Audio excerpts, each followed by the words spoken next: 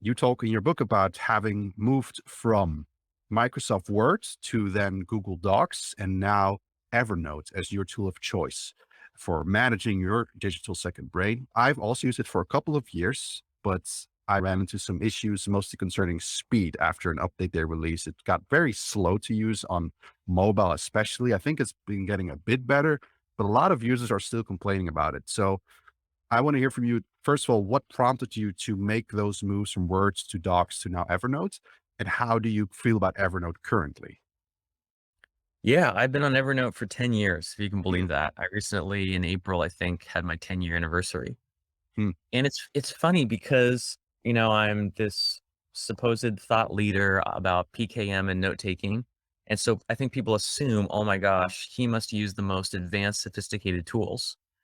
And then most of the time when they see what I use, they're like, really? Like, that's it?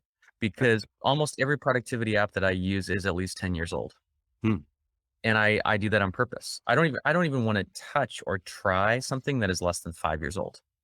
I have a hmm. personal rule, I don't try betas. I don't even consider it for my own workflow until it's been extremely tried and tested by many other people, because those are my everyday tools.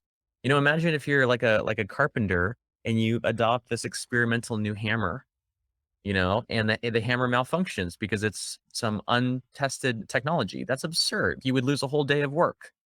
So I can't really afford to test new things. I like things to be mature and stable.